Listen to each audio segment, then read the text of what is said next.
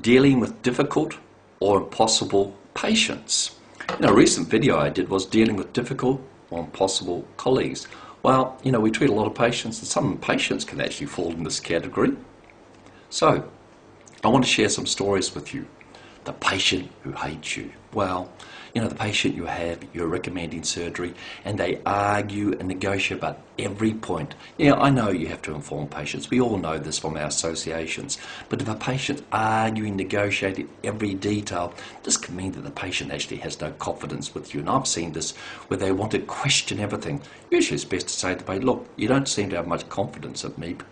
I think you're best to see another surgeon, because you can argue and negotiate a business deal, maybe an arrangement with a lawyer, buying a car, but when it comes to surgery, you have to entrust the surgeon. You're lying down in front of them, and the final answer, you have to trust them. They have to have trust in you, so it's sometimes best to tell them to go elsewhere. I know we've entrusted our bankers recently, and they disappointed us, but when it comes to surgeons, you have to trust them. Now, next one. Who are you? I did a hip replacement on a patient. Everything went well. I sent out my accounts, pretty reasonable, modest, and there's no reply. I kept sending it out. Finally, this lady called me and said, "Who are you? What's this operation you said I had done? I never had any operation. I don't know who you are." You know what? The patient I'd operated on had stolen this lady's identity. Can you believe it? So the stolen identity got a free operation. Okay. Patients who fall in love with you.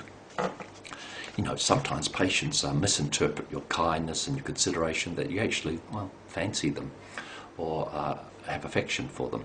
And this can really lead to problems. And, if they get high expectations that you should be returning this affection, then, by God, there's always cases before medical boards where doctors have relationships with patients. You shouldn't do this. Very clear guidelines. Don't have relationships with patients. Even if you fall in love with a patient genuinely and want to marry them, there's still guidelines you have to follow.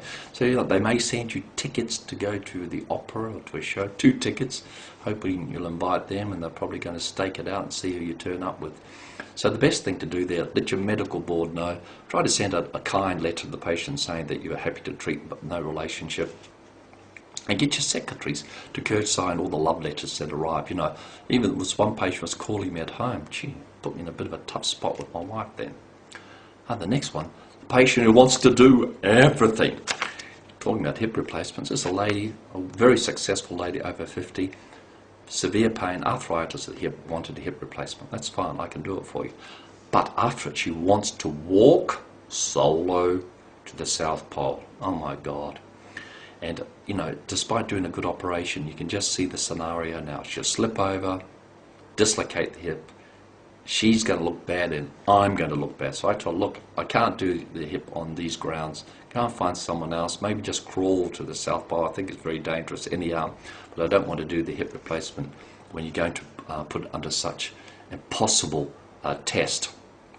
Next one, where is the patient? You have a patient, multi-trauma, car accident, all smashed up. This particular eye comes down to casualty, big fellow, covered in tattoos. When you first see him, you think, oh my God, this is going to be rough going talking to this patient. He's extremely polite to you, and you think, oh, well, I shouldn't prejudge patients, should always be open-minded. He's very kind, very polite. You go and operate for the next 4 to 6 hours, fixing all his long bones. You send him back, he goes back to the ward. Next day, you go back in and talk to the nursing staff, say, oh, where's that patient? We did all those major long bone fractures. And he says, he's disappeared. You say, what do you mean he's disappeared? How could he disappear in the first post-op day with IVs and drains and all that severe pain they'd have? He's disappeared. You know what? He was a criminal on the run from prison. This is a common thing, actually. Prisoners on the run, they present, be very kind, very polite, don't want to cause any problems, have the treatment, then they just disappear. Next one is, don't worry, doc, that my wife's died. I've had a patient where they've been involved in a major car accident. The wife, you operate on them, did a big operation, and unfortunately they've died from, in this particular case, pelvic fracture, high blood loss, hypovolemic shock. Well, pretty bad experience losing the patient. The table was, even worse, of course, for the family. So you go out to explain to the husband, look, I'm very sorry, I just couldn't do anything. The patient husband says, hey, don't worry, doc, she died, that's fine. Gee, that's a bit of a funny reaction. Maybe his big insurance policy, maybe he's fed up with her. So there you have it. Please, doc, give me some drugs. Drug addicts, they're a big problem.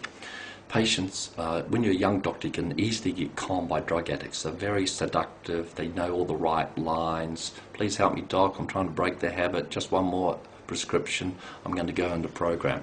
I've had guys come in, they usually present with back pain, they want this drug called oxycodone, which all our medical boards have warned us about. And orthopedic surgeons aren't good at prescribing long-term medication. No, surgeons, we operate. But they're always after it.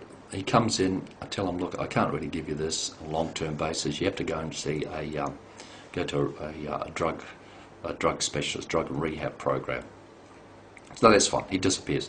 Then, next day, his girlfriend turns up. She wants to talk to me. Well, this is a problem when they want to have a private conversation with you. This is a real worry. So I got the secretary to speak to her. Lo and behold, I found out the girlfriend had written a letter to all the referring doctors to me on my letterhead recommending that boyfriend be given this drug, oxycodone. So there you are.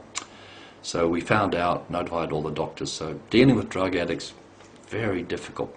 Some of the more modern drugs like ice, apparently they're very violent and aggressive. So you can have a lot of problems there. Okay, well, I hope some of those stories are of interest to you. There's a few guiding principles, and good luck in your career.